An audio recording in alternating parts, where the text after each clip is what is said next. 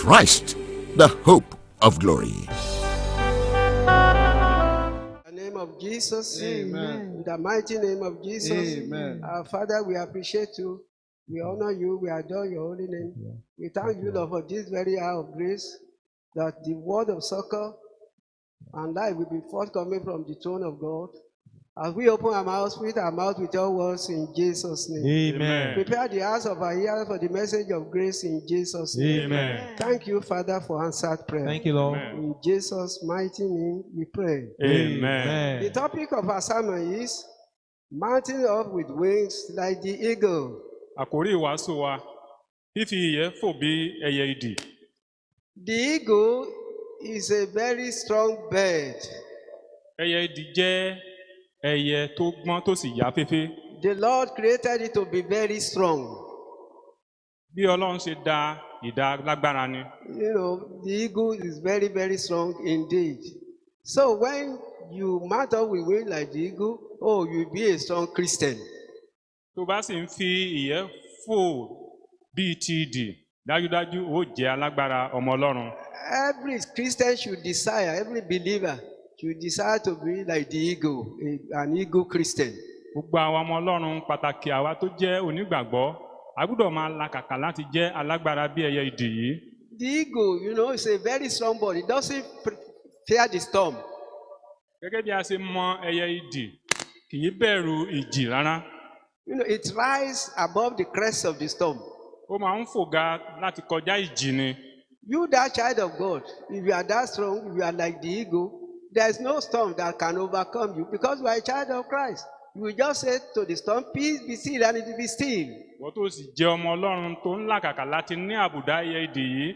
Tí ìjì kan bá wà níwájú rẹ̀, ó sì pàṣẹ ni pé dúró jẹ́, yóò sì gbọ́. And you know the eagle, bees his nest high up in the mountain fastnesses, beyond the reach of predators. Bẹ́ẹ̀ gẹ́gẹ́ tá a sì mọ ẹyẹ idì yìí, ó máa ń fò ga ni, ó sì ń ga sókè pátápátá ga ju àwọn ọ̀tá tó ń lépa rẹ̀ ni. He's hidden in a special place. So if you too, if you are like the eagle, you will be under the shadow of the Almighty. Nothing will come near you to destroy you. Ibi tó sì ń gbé ibi tí a yàn láàyò ni. Bẹ́ẹ̀ gẹ́gẹ́ tí ìwọ ọmọ Ọlọ́run bá dàbí ẹyẹ idì, ó máa gbé ní abẹ́ òjìji ìyẹ́ abẹ́ Olódùmarè ni. And the eagle, trains his eaglets, very, with vigor. And so they become strong. You too, if you are like the eagle, you will bring your children up in the way and nurture of God. Ẹyẹ idì yìí, a rí bí ó ṣe ń ṣe àbójútó àwọn ọmọ rẹ̀. Bí ìwọ náà bá dàbí ẹyẹ idì yìí, gbogbo àwọn ọmọ rẹ̀ ló máa ṣe àkóso wọn dáadáa. Let's see the value or the quality of the eagle as described in Deuteronomy 32:11-12.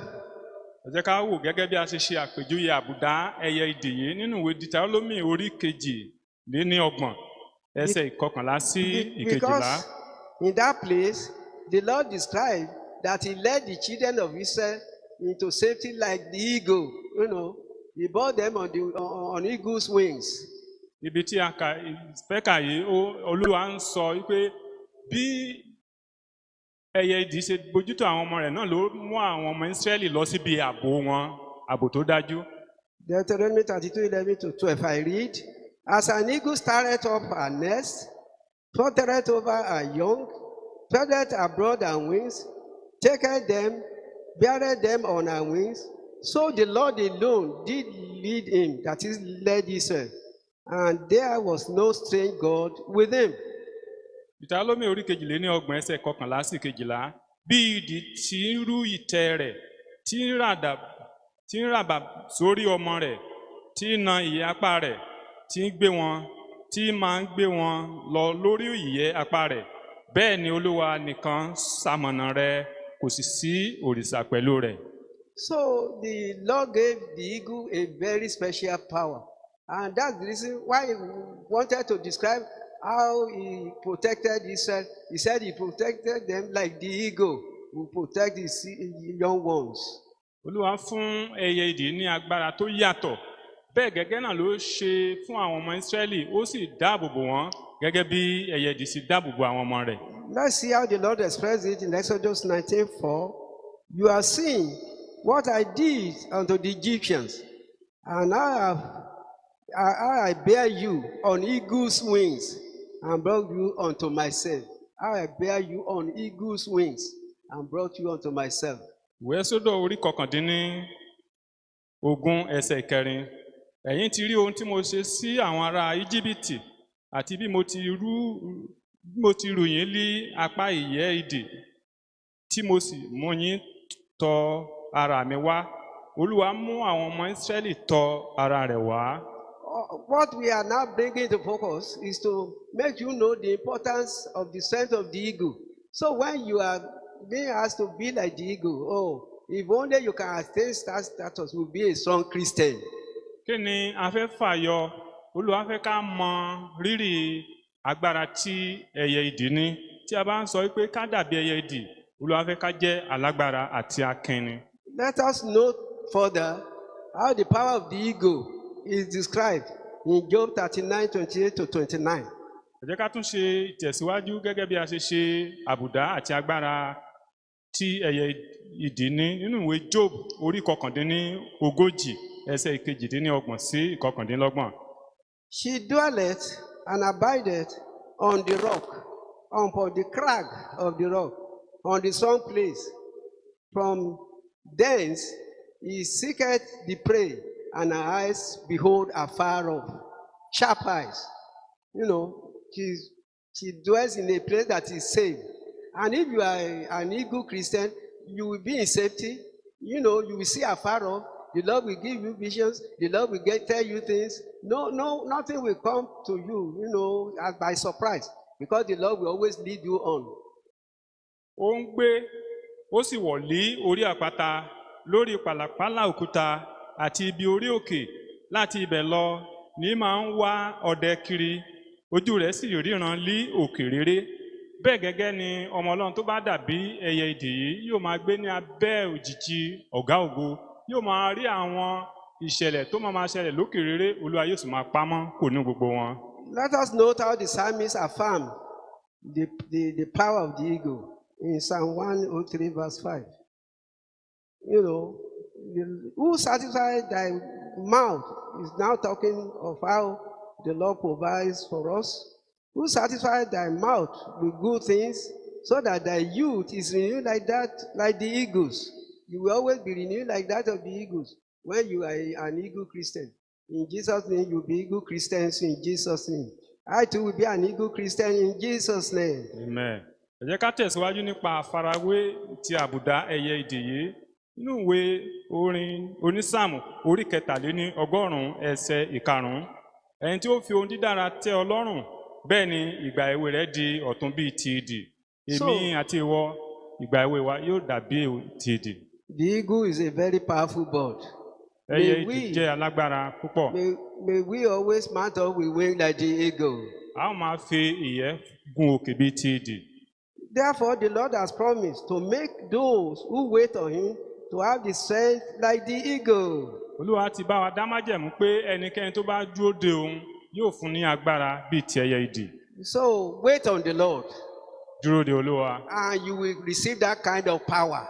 Ó sì gba irú agbára bẹ́ẹ̀. There is no storm that can overcome you. Kò sí ìjì kan tó lè borí rẹ. You will live under the shadow of the Almighty. Ó máa gbé abẹ́ òjìji ọ̀gá ògo. You will wade through storm and you will not be drowned. Àní tó bá la ìjì kọjá kò ní gbé ọmọ. You will command and it will come to pass. Ó máa pàṣẹ yóò sì wá mú sí You will ìmúṣẹ. bind and it will be bound. Ó máa dè, ó máa gbélé You yóò sì máa will rí lose and bẹ́ẹ̀. it will be loose. Àní tó bá tú yóò sì máa rí Once bẹ́ẹ̀. you attain that power, may Nígbà you tó bá- attain the power of the eagle in Jesus' name. Nígbà tó bá gbarú agbára yìí, mo gbàdúrà yìí pé gbogbo wa ni yóò gbarú agbára náà lórúkọ It Jésù. is the Lord God that gives that kind of power. Olúwa fẹ́ kí gbogbo wa nírú agbára bẹ́ẹ̀. And if you come unto him and wait on him, you will receive that kind Tó of bá power. wá sí ọ̀dọ̀ rẹ̀ tó sì dúró dé, dájúdájú ó gbarú agbára yìí. Let's see what we are told in Isaiah 40:28. Hast thou not known, hast thou not heard, that the everlasting God, the Lord, the creator of the ends of the earth, fainted not, neither is weary. There is no searching of his understanding. Ìwé Ẹ̀sáyà orí ogójì ẹsẹ̀ kejìdínlọ́gbọ̀n.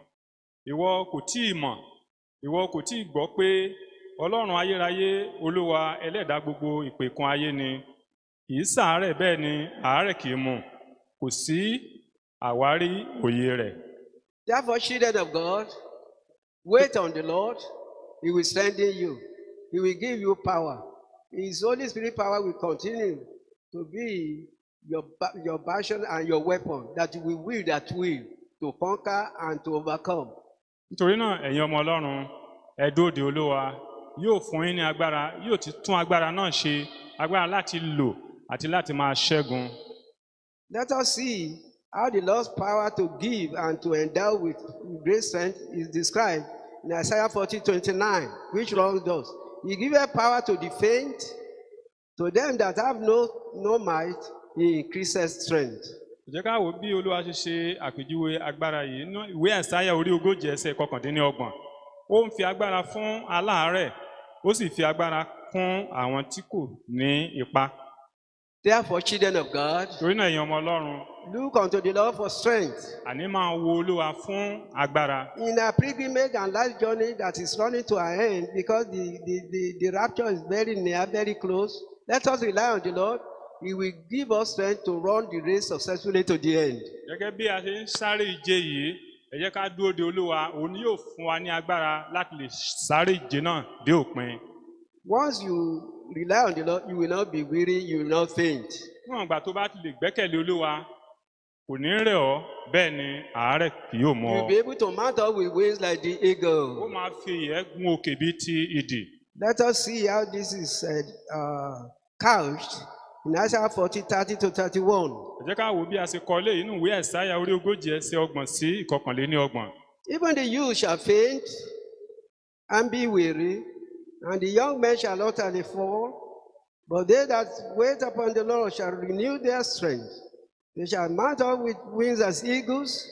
They shall run and not be weary, and they shall walk and not faint.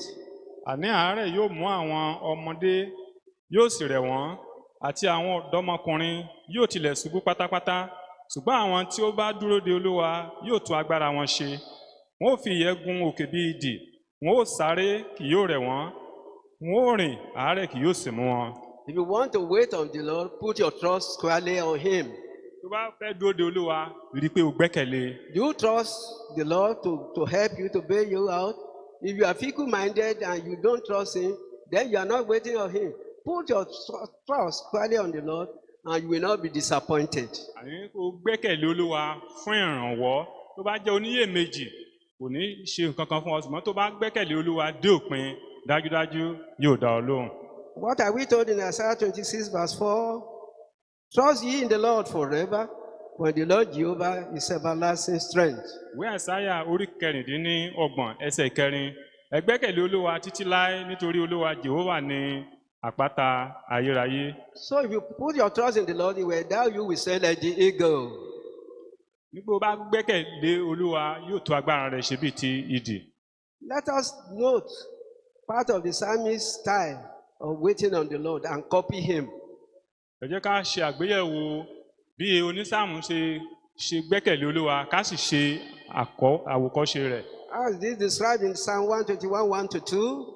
Jẹ́ ká wò bí a ṣe kọ nínú ìwé Psalm orí 1 ẹsẹ̀ 1 sí Where the 2. psalmist said, I will lift up my eyes unto the hills. From whence cometh my help? My help cometh from the Lord, which made heaven and earth. Onísáàmù wípé èmi ò gbé ojú mi sí orí òkè wọn nì. Níbo ni ìrànlọ́wọ́ mi yóò ti wà? Ìrànlọ́wọ́ mi yóò ti ọwọ́ olúwa wá tí ó dá ọ̀run òun ayé. So therefore, looking unto the Lord or waiting on the Lord involves looking unto Him as the source of our help. Nípa gbígbẹ́kẹ̀lé olúwa tàbí ká dúró de olúwa ó já sí pé ká mọ̀ gẹ́gẹ́ bí orísun ìrànlọ́wọ́ wa. So once you rely on Him like that, you will never be confounded. Níwọ̀n ìgbà tó bá ti lè gbẹ́kẹ̀lé báyìí kì yóò já ọ kulẹ̀ ojú kì yóò sì tì ọ́. You will always triumph. Ó máa borí ni. But on your own, you can do nothing. But So nípa- let us always wait on the Lord. Gbọ́n nípa tirẹ̀ o ò lè ṣe ohunkóhun. Ẹ jẹ́ ká gbìyànjú láti máa dúró de olúwa. So we uphold you like that, just like the eagle. You will never succumb. You will not go under. You will always ride the crest of the storm. ó máa làkàkà láti borí ìjì gẹ́gẹ́ bí ẹyẹ idì. O ò ní jẹ́ kí ìrẹ̀wẹ̀sì ọkàn tàbí ìjì kó borí rẹ. Once you put your trust in the Lord, that's how you will be. Níwọ̀n ìgbà tó bá ti lè gbẹ́kẹ̀lé Olúwa, bó ṣe máa rí nìyẹn. What are we told in Isaiah 43 verse 2 regarding those who wait on the Lord? He said therein, when thou passest through the waters, I be with thee, and through the waters they shall not overflow thee. When thou walkest through the fire, thou shalt not be burned, neither shall the flame kindle upon thee. Kí ni wòlíì Àìsáyà orí kẹtàléní ogójì ẹsẹ̀ kejì sọ fún wa nípa gbígbẹ́kẹ̀lé Olúwa? Nígbà tí ìwọ bá ń la omi kọjá, èmi ò pẹ̀lú rẹ, àti láàrin odò, wọn kì yóò bò ọ́ mọ́lẹ̀. Nígbà tí ìwọ bá ń rìn nínú iná, kì yóò jó ọ, bẹ́ẹ̀ ni ọ̀wọ́ iná kì yóò ràn ọ́. As the fearless eagle, the eagle does not fear. So are the children of God. They don't fear anything because they always go about in the strength of the Lord. It's their Lord that is making them to be more than conquerors. So there's no fear for them at all. So once you rely on the Lord, you'll be like the eagle, fearless. Gẹ́gẹ́ bí ẹyẹ idì tí kì í bẹ̀rù, bẹ́ẹ̀ gẹ́gẹ́ ni àwọn ọmọ Ọlọ́run. A gbọ́dọ̀ máa jẹ́ kí ohunkóhun bà wá lẹ́rù tàbí dẹ́rù bà wá níwọ̀n ìgbà tá a bá ti gbẹ́kẹ̀lé wa lé Olúwa. A ó máa dàbí ẹyẹ idì tí kì í bẹ̀rù ni. Let's see how you will be, what you will be like if you have the eagle strength. As recorded in 1 John 4:4. He said behind us, ye have got little children, and have overcome them, because greater is he that is in you than he that is in the world. It's the Lord that will always fight your battles for you. Ẹ jẹ́ ká wo ohun tí wọ́n fi wá wé tá a bá dàbí ẹyẹ idì. Ìwé kìíní ti Jòhánù orí 4 ẹsẹ̀ 4. Ẹ̀yin ọmọ mi, ti Ọlọ́run ni ẹ̀yin sì ti ṣẹ́gun wọn, nítorí tí ẹni tí ń bẹ nínú yín tóbi ju ẹni tí ń bẹ nínú ayé lọ. And as children of God who wait on the Lord, you will face challenges with equanimity and you will overcome. No challenges will bamboozle you or make you to be, downcast, because you know you will overcome. You just command and it will be so. Once you attain that attribute, you will attain the attribute of the eagle in Jesus' name. Amen. Gẹ́gẹ́ bí ọmọ Ọlọ́run tó gbẹ́kẹ̀lé Ọlọ́run, àwọn oríṣiríṣi ìṣòro tàbí ìjì yóò máa dojú kọ yín. Ṣùgbọ́n níwọ̀n ìgbà tó bá ti gbẹ́kẹ̀lé Ọlọ́run yóò máa gbé ọ borí ni. Ó sì máa borí àwọn ìṣòro wọ̀nyí gẹ́gẹ́ bí ẹyẹ idì ṣe ń borí ìjì. Yóò sì jẹ́ fún ọ. The Lord has assured you. He said, whatever you bind will be bound. Whatever you lose will be loosed. Olúwa ti fi ọ́ lọ́kàn balẹ̀, ó sì dá ọ lójú pé ohunkóhun tó bá ti dè yóò wà ní dídè, èyí tó bá sì ti tú yóò wà ní títú ni. See this assurance as family entrenched in Romans 8:15 does. For ye have not received the spirit of bondage again to fear, but ye have received the spirit of adoption, whereby ye cry, Abba, Father. You call your Father, and it will be done. Ẹ jẹ́ ká wo bí a ṣe fi ìdánilójú yìí múlẹ̀ nínú ìwé Róòmù orí 8 ẹsẹ̀ 15. Nítorí ẹ̀yin kò tún gba ẹ̀mí ẹ̀rù láti máa bẹ̀rù mọ́, ṣùgbọ́n ẹ̀yin ti gba ẹ̀mí ìsọdọmọ nípa èyí tí àwa ń fi ń ké pé Abba, Bàbá. The Lord will send in those who put their trust in him. Put your trust in the Lord, and you will not be confounded. Olúwa yóò fún àwọn tó gbẹ́kẹ̀lé ní agbára. Nítorí náà, gbẹ́kẹ̀lé Olúwa, ojú kò sì ní tì ọ́. So once you continue to wait on the Lord like that, he will always uphold you with his right hand of righteousness, and you will always overcome any challenges that may come your way. Níwọ̀n ìgbà tó bá ti gbẹ́kẹ̀lé Olúwa, yóò máa mú ọ lọ ní ọ̀nà òdodo, àní yóò sì máa mú ọ borí gbogbo ìṣòro. As this expressed in Isaiah 41 verse 10, fear thou not, for I am with thee. Be not dismayed, for I am thy God. I will send thee. I shall help thee. I will help thee. Yea, I will uphold thee with the right hand of my righteousness. Ìwé Àìsáyà orí 41 ẹsẹ̀ 10. Ìwọ má bẹ̀rù, nítorí mo wà pẹ̀lú rẹ. Má fòyà, nítorí èmi ni Ọlọ́run rẹ. Èmi ò fún ọ ní okun, nítòótọ́, èmi ò ràn ọ́ lọ́wọ́, nítòótọ́, èmi ò fi ọwọ́ ọ̀tún òdodo mi gbé ọ sókè. As we go further in our pilgrimage, children of God, let us rely on the Lord so that we continue to be endowed with power, with wings like the eagle. We will always mount up with wings like the eagle. We will be fearless. We will always overcome. Bí a ṣe ń lọ nínú ìrìn àjò eré ìje yìí, ẹ jẹ́ ká gbẹ́kẹ̀ wálé Olúwa kí àwa náà bá lè máa fi ìyẹ́ gun òkè bíi ti idì kí a lè ṣe àṣeyọrí. And as children of God, like the eagle that you are, you can always do all things, through Christ who strengthens you all the time. Gẹ́gẹ́ bí ọmọ Ọlọ́run tí ẹ̀yin náà sì dà gẹ́gẹ́ bí ẹyẹ idì, ó lè máa ṣe ohun gbogbo nínú Kristi ẹni tí ń fi agbára fún ọ. How is this expressed in Philippians 4:13? I can do all things through Christ which strengtheneth me. Báwo la ṣe fi ìdí eléyìí múlẹ̀? A ó rí nínú ìwé Fílípì orí 4 ẹsẹ̀ 13, èmi lè ṣe ohun gbogbo nínú Kristi ẹni tí ń fi agbára fún mi. Therefore, children of God, Torí náà èèyàn ọmọ Ọlọ́run, learn to wait on the Lord, ó sì ń gbẹ́kẹ̀lé Olúwa yìí. learn to acquire the status of the eagle. Gẹ́gẹ́ bí ìwọ náà ṣe di alágbára bí ẹyẹ The idì, eagle is fearless. The eagle trains the eaglet to be strong. The eagle sees far off. And once you attain that attribute, the Lord will keep you bountifully, just like the eagle. May that be your portion. May that be my portion in Jesus' name. ẹyẹ idì jẹ́ alágbára, ó sì máa ń rí ohun gbogbo ní òkèèrè. Tí ìwọ náà bá dàbí ẹyẹ idì, bẹ́ẹ̀ náà ni Ọlọ́run yóò ṣe ìwọ náà, yóò sì máa dáàbò rẹ̀ bò wá láti ìgbà dé ìgbà. Therefore, you will pray, Torí náà gbàdúrà, my Father, endow me with strength like the eagle, bàbá mi àtọlọ́run mi, so that I may be a fearless Christian, jẹ́ kí n dàbí so that I alágbára may know nínú your will Jésù. and do it all the time. Pray like that. Ní orúkọ In the Jésù, name of Ọlọ́run Jesus, ṣẹ́gun, in the mighty name of Jesus, Father, we thank you, Lord, for what you have done for us. We thank you, Lord, for this message of grace. Our Father and our good God, Things like the eagle all in the that name of we've Jesus. had, We may fly it with rest wings in our like the hearts eagle in the and name be of with We believe the Lord has brought you salvation, healing, deliverance, and prosperity through this message. If the program has blessed your life in any way, please write and share your testimony with us through our postal address, P.O. Box 14796, UI Post Office, Ibadan, Nigeria. Our mobile numbers are 0805 613 1651 and 0805 721 2230. While our email address is bridalsaints@gmail.com. We also invite you to join us for our worship services, Sunday school between 8:30 and 9:30 a.m., Sunday service 9:30 a.m. to 12 noon, and on Mondays we have a Bible study 4:30 p.m. to 6:30 p.m. Tuesdays and Fridays, prayer meeting between 4:30 and 6:30 p.m. Every last Monday of every month, we have our Atorishe monthly program between 4:30 and 6:30 p.m. All these meetings take place at our church, All Saints Evangelical Church, Kilometer 147, Ojo Iwo Road Expressway, Ibadan. Join us same time next week for another episode of Christ, the Hope of Glory. Jesus is Lord.